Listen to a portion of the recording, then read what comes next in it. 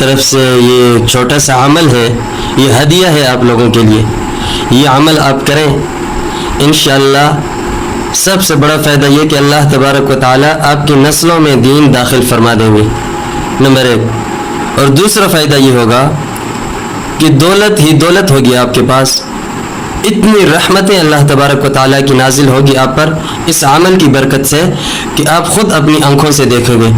کبھی اللہ تبارک و تعالیٰ پیسے کی کمی نہیں دکھائیں گے، مال و دولت کی کمی نہیں ہوگی، رزق کی کمی نہیں ہوگی، اولاد دیندار ہوگی.